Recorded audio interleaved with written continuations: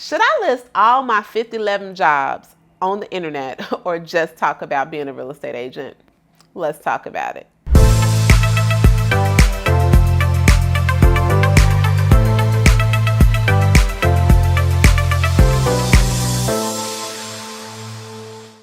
Hey everybody, it's Rosemary Lewis, your real estate bestie, and today I am going to share with you a wonderful question that I got from one of the real estate besties asking about should she have different Instagram pages and how should she go about marketing all of the different things that she's doing in addition to real estate. So before we get into it though, go ahead and subscribe to the channel. That way, every time we answer a question, you will be the first to know about it. Let's hear from my bestie now. Hi, bestie. This is Brandy from California. I'm a network marketer. I do taxes and I'm in real estate. Do you think I should have an Instagram page for all three or have something different for all of them? I can't wait to hear what you say. Hey, Brandy girl, thank you so much for your question. And you must be peeking into some of the coaching calls that I have had with my bestie coaching students because this is definitely something that we unpack and talk about all the time. And I get it, sis. I too am I have my hands in a lot of different pots. But what I want you to think about is I'm going to ask you a couple questions, right? The first question is, are you confusing your audience if you are promoting so many different things in one area? Okay. And this is what I mean. If you want to be known as the go-to real estate professional and you want your sphere of influence, the people that you are connected to identify with you as the source, right? We want them to say, Brandy is our go-to real estate bestie. She is going to answer all of your questions. Would it confuse them, right? And I don't know what you're doing in network marketing or what your tax business looks like, but is someone going to think to themselves, well, I should not reach out to Brandy to buy a home right now because I know it's tax season and she's probably going to be too busy to help me, okay? So we want to be very careful not to send out mixed messages. And the next question that I would ask you, Brandy, is like, which business, like where do you truly want to build? And I definitely, again, I know that we should have multiple streams of income. I am in that same boat as well, but we don't want to, cut off one hand to spite the other and actually block your money because you are scattered and all over the place. So I like to focus on, okay, where do I want to build? Okay.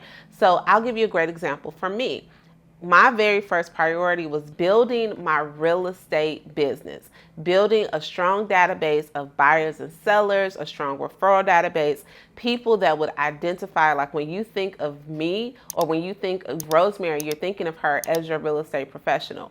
Once I have that on lock and I'm starting to gain traction, then I started to market to and talk to real estate besties.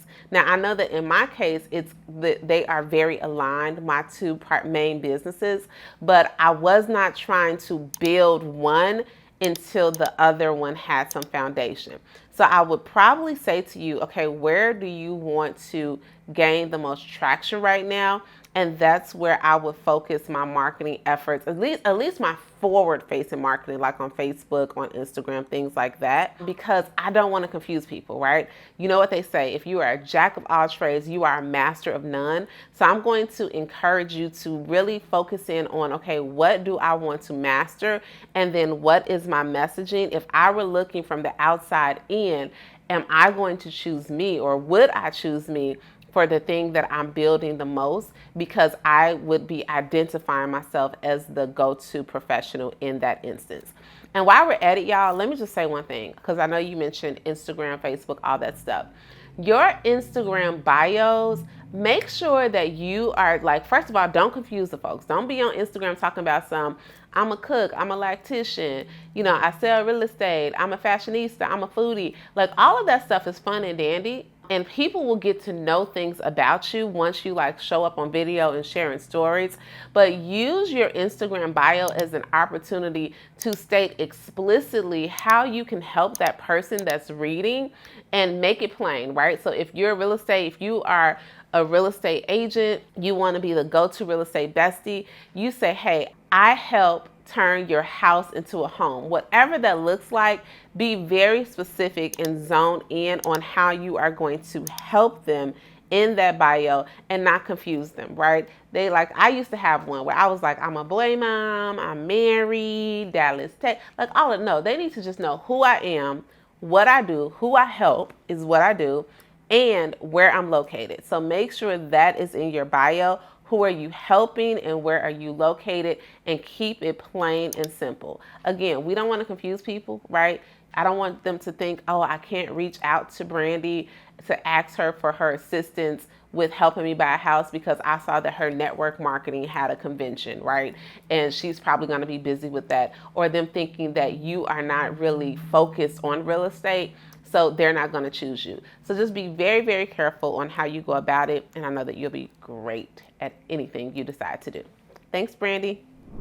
And besties, if you ever have a question that you would like me to answer live on YouTube, head on over to rosemarylewis.com/ask, and we will put it in the description box. And you can ask anything about real estate, about business, about life, and I am happy to answer. Talk to you soon, besties.